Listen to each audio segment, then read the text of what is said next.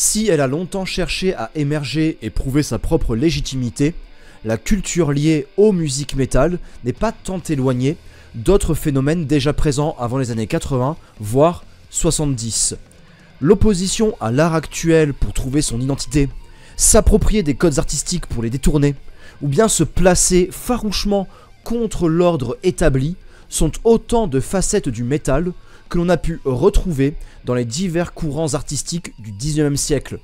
Et déjà des auteurs comme Rousseau ou Rabelais avant, en France, ont fait preuve d'une véritable rébellion contre un système jugé injuste, écrasant, voire autoritaire. Le métal se place ainsi dans cette tradition du contrepoint, de jouer contre les règles, tout en employant des éléments qui permettent d'attirer les foules.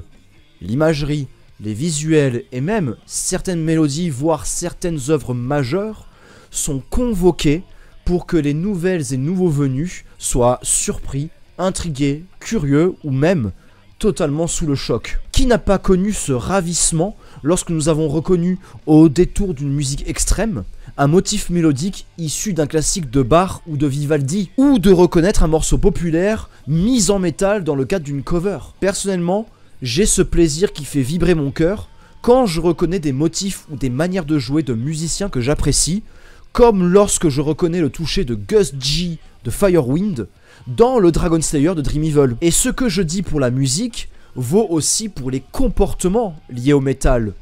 Toutes les habitudes que nous avons ne sont pas si singulières que cela. Et si dans le format PGCD j'ai pu décortiquer certaines attitudes, je vais aujourd'hui me pencher sur un élément qui fait la fierté de beaucoup d'amateurs et d'amatrices de métal, à savoir la collection. Collectionner, ce n'est pas propre au métal, évidemment. Mais nous allons voir que, en tant que paraculture, la collectionnite, autrement dit le besoin irrépressible de collectionner, se heurte à certaines contradictions, voire revêt tout simplement l'habit du consumérisme le plus libéral, quitte à se moquer des passionnés que nous sommes. Ne voyez aucune attaque dans ce que je vais dire, puisque moi aussi, je me prends parfois les pieds dans le tapis, parce que nous verrons que les armes sont fortes pour nous engager dans l'acte d'achat. Nous allons donc dans cette vidéo observer les manœuvres derrière la collectionnite, revenir aussi sur le pourquoi de la collection et, en bout de course, comprendre que la collection se justifie aujourd'hui. Bonjour à vous, ici Mom, j'espère que vous allez bien, que vous avez la santé. Si la vidéo vous plaît, pensez à commenter, à partager, à liker, à vous abonner, ça me donne de la force. L'émergence de la collectionnite. Sur internet et sur YouTube, il y a eu plusieurs tendances. Pour avoir personnellement connu l'époque des forums avant l'avènement des services de vidéos en ligne, la plupart des sites proposaient des espaces de partage pour parler des nouveautés, des raretés, des bijoux cachés, ou pour se mettre en relation pour de l'achat, vente, échange. Initialement, la culture métal sur le net était dans la continuité de ce qu'on trouvait dans les magazines. On se partageait les bons plans et on proposait volontiers de faire des copies ou de mettre en relation avec des distributeurs. Il y avait bien des espaces réservés à la collection pour parler de certaines pièces, mais en soi, il y avait cette tradition du partage, tradition qui a été reprise dans les premières heures du YouTube grand public, c'est-à-dire à partir de 2011. Quand les premiers youtubeurs métal sont arrivés, l'idée était de rendre vivaces les musiques métal et leur culture. Le partage était donc la clé. News, nouvelles sensations, découvertes surprises ont demeuré dans cette importance de la transmission. Montrer sa collection était un comportement assez marginal, et la raison en était plutôt simple. YouTube avait, à l'époque, une limite de temps. Quand tu ne peux faire qu'une vidéo d'un quart d'heure, tu ne peux pas t'étendre, il faut être concis. De plus, il y avait tout de même encore une forte méfiance. Il fallait plutôt rester discret, se mettre en retrait. La musique avant tout. La bascule a véritablement eu lieu vers 2014-2015, où YouTube a permis d'uploader des vidéos plus longues, et où Twitch a commencé à gagner du terrain. Mais aussi, il y a la facette jeux vidéo qui s'est volontiers ouverte à présenter les collections des joueuses et joueurs. De ces faits, présenter ses achats et ses possessions, c'est devenu peu à peu une habitude, et ça a plutôt bien marché. Ça permet de parler de musique, de son rapport à certains disques, mais si vous observez les chaînes métal qui émergent depuis 2020, vous noterez que les formats chroniques ou débats ont de plus en plus cédé leur place à des présentations d'achats ou d'items collectionnés au fil des ans. Et cette bascule-ci a absolument tout changé. La montée en puissance des collections. 2020, pandémie mondiale, confinement. Consignés à domicile, nous n'avions, pour vivre la musique, que ce que nous avions à portée de main ou de services de streaming. Je me souviens que c'est à ce moment-là que j'ai commencé à parcourir Discogs. Le site existe depuis longtemps, mais je n'ai jamais cherché à acheter sur le marketplace. Pour tout dire, moi, je suis avant tout issu du circuit MP3 via le téléchargement. Donc, je n'étais pas plus que ça attaché au support physique. Et honnêtement, quand j'étais enfant, on avait des jeux vidéo et des livres, mais pas forcément des albums à écouter. Seulement, depuis 2016, je m'apercevais qu'il était de plus en plus difficile de trouver des albums à télécharger, et j'ai donc pris l'habitude d'acheter les disques quand je pouvais. Avec Discogs en 2020, j'ai pu notamment soutenir des distributeurs qui étaient en difficulté, et j'ai commencé à commander. Encore en 2025, après 2-3 ans sans commande sur internet, je reviens chercher quelques pièces que j'aime beaucoup pour régulariser mes téléchargements passés. Mais je me suis aperçu de quelque chose d'assez insidieux. Plus j'achetais, plus j'avais envie d'acheter. En fait, quand je trouvais un album assez difficile à dénicher, je cherchais toujours plus et ainsi, mentalement, je cochais les albums adorés que je possédais enfin en physique, complétant ainsi mes étagères avec des œuvres que j'admire, qui m'inspirent et qui me nourrissent. Et c'est là que se trouve le piège. Nous en avons déjà parlé lorsque nous avons réagi à la liste top 50 des albums de métal légendaires selon des artistes du milieu, mais Kiss a été à l'origine de tout l'écosystème autour des musiques métal. Support physique, certes, mais aussi t-shirts, goodies, objets cocasses et originaux, voire des objets totalement inutiles tels que les cordes de air guitar Kiss. Oui, ça existe. En fait, tout peut se vendre à partir du moment où le groupe est devenu culte. On devrait plutôt dire, tout peut se vendre à partir du moment où Kiss est devenu une marque, exactement comme Coca-Cola, qui peut tout vendre à partir de son propre nom, tout vendre, sauf une recette différente, mais là, on touche au cœur du produit qui a fait la renommée de la marque. Mais enfin, Mom, t'es en train de te perdre avec Coca-Cola. Que nenni. Dans le métal, c'est pareil. Tout groupe de légende peut vendre n'importe quoi. Et je dirais même, tout groupe peut même vendre de mauvais albums. Et dans ce cas, nous, en tant que collectionneurs, nous retrouvons piégés. Combien de fois ai-je pu entendre des vidéastes affirmer « Vu ma collectionnite, je me devais d'acheter cet album, même si je ne l'aime pas, pour avoir le set de tout ce groupe. » Je suis sûr que vous connaissez ce besoin de tout avoir d'un groupe que vous aimez. Ce comportement s'explique de notre volonté de contrôle, et notre envie de vouloir combler le vide, notre envie de plein. Nous ne voulons pas qu'il y ait un manque, et ça se comprend psychologiquement. Là où le piège se referme sur nous, c'est que la quête forcenée de la collection ne connaît aucune limite.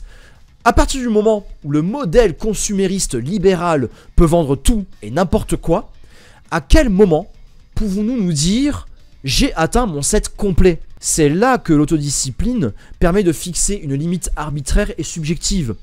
Pour certains, le set complet, ce sont les albums, autrement dit les full length, pas autre chose, et ce, sans se poser la question des versions. On a une version de chaque album majeur et on en reste là. Pour d'autres, ça va être à la fois les albums et les EP. Et certains vont aussi ajouter à ça toutes les démos et tous les splits.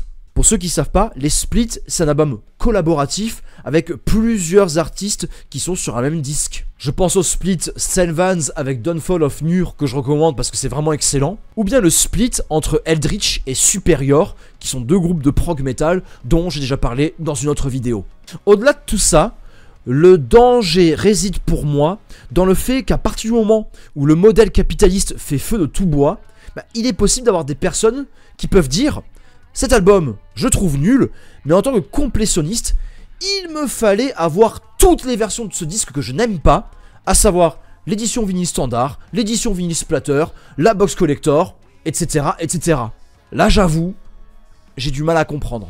Je disais en début de vidéo que le métal n'est pas une culture si singulière que ça.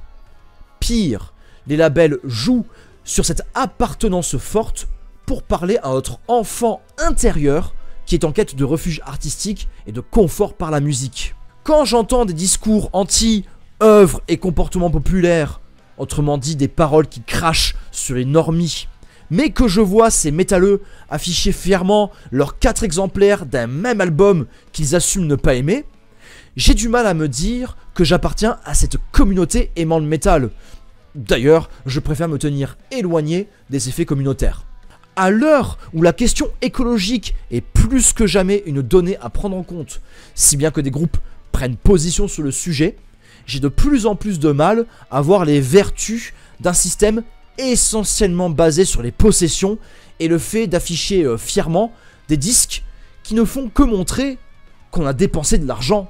Et quand j'ai des commentaires du type « GG pour avoir cet album », GG de quoi? Le seul effort qui a été fourni, c'est d'être passé à la caisse ou d'avoir fait des recherches et d'avoir attendu. D'où tu dis bien joué. Donc là, n'hésitez pas à m'expliquer en commentaire parce que ça me dépasse complètement. De plus, j'ai beaucoup de mal avec ce côté matériel. Les individus qui sont liés à la culture métal s'enorgueillissent souvent d'être différents de la foule. Mais finalement, ils sont avec les mêmes travers qu'ils dénoncent chez les normies. Par ailleurs, cet aspect matérialiste a été critiqué depuis des siècles, que ce soit avec le mythe du veau d'or ou les enseignements du bouddhisme tibétain, invitant à suivre le fil du changement et la fuite du temps, plutôt que de s'attacher et s'accrocher. Lâcher prise plutôt que de rester immuable. Donc on sait que le matérialisme peut poser souci, notamment avec des comportements impulsifs, voire obsessionnels. Collectionner, oui, mais à quel prix? Après, moi, j'ai ce regard car je ne suis pas collectionneur. Et malgré tout ce que j'ai dit, je pense qu'il est nécessaire actuellement de posséder les albums. Les limites du modèle du streaming. Avant d'aller plus loin, il est important de se poser cette question. Pourquoi collectionne-t-on? Si je parlais des traditions anciennes invitant à se méfier du matérialisme, c'était notamment sur le côté accumulation de richesses. L'hédonisme par exemple, invitait à partager le vin aujourd'hui, plutôt que de le conserver pour ne jamais le consommer. Je pense que la collection s'est installée à partir de la Renaissance et a trouvé son essor dès l'ère industrielle. À partir du moment où il est possible de s'enrichir avec un objet jugé précieux, à partir de là, vient l'envie d'en avoir plusieurs pour les vendre en lot et ainsi pousser plus facilement à l'achat. Je pense au commerce de livres imprimés, il est plus facile de proposer à quelqu'un une collection complète car la personne aura davantage la sensation d'en avoir eu pour son argent. En guise d'exemple d'anciennes collections, me viennent celles des timbres ou des monnaies. Il y a là un plaisir à mi-chemin entre histoire et esthétique de voir l'évolution des visuels ou des monnaies au fil du temps. Aussi dans la numismatique et la philatélie, il y a cette sensation d'avancer, de progresser dans sa collection. Quand on complète son carnet de timbres ou de monnaies, on remplit des pages entières, et j'ai pu voir certains philatélistes tenir à côté un petit journal avec des anecdotes liées à l'acquisition de chacun de leurs timbres. Ce qui ramène à cette question. Quel est le but dans notre collection? Que cherchons-nous dans cette pratique?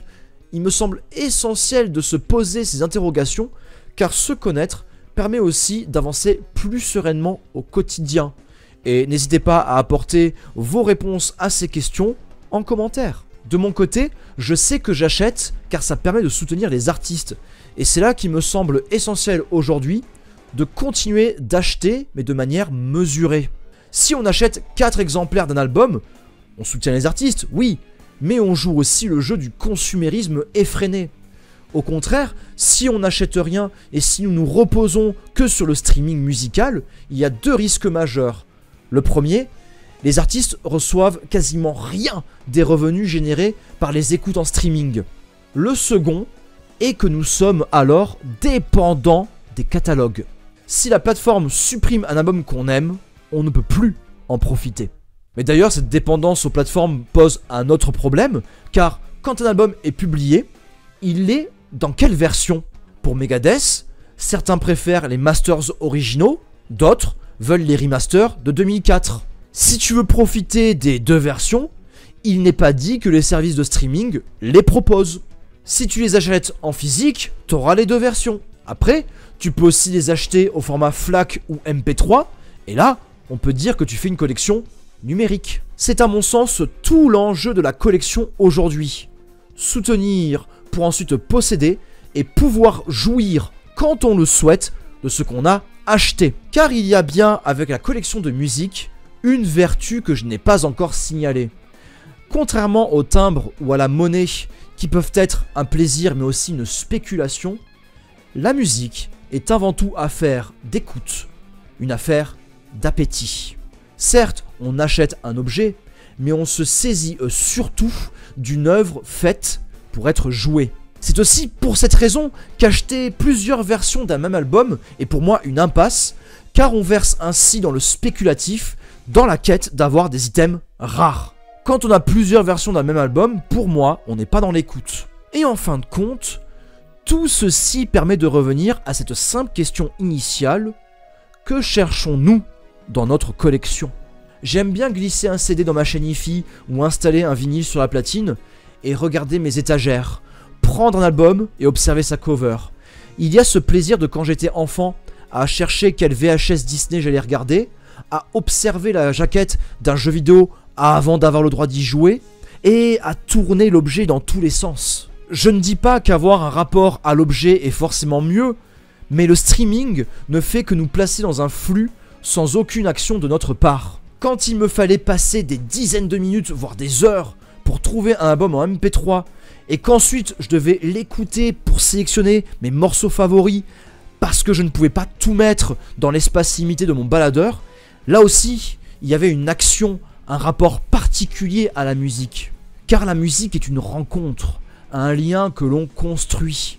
Quand on est dans le flux du streaming, ou dans la simple action mécanique de l'achat compulsif, nous perdons ce lien, car nous ne sommes plus que dans l'automatisme. Qu'est-ce que vous avez pensé de tout ça? Je suis curieux d'avoir vos retours en commentaire. Avant que l'on se quitte, je vous rappelle qu'il y a mes deux romans, Errant au bord de la falaise, Les Litanies de l'acier, disponibles à l'achat. Tout est dans la description. En attendant de nouvelles aventures et de prochaines vidéos, c'est tout pour moi. Prenez soin de vous, prenez soin des autres. Ciao ciao.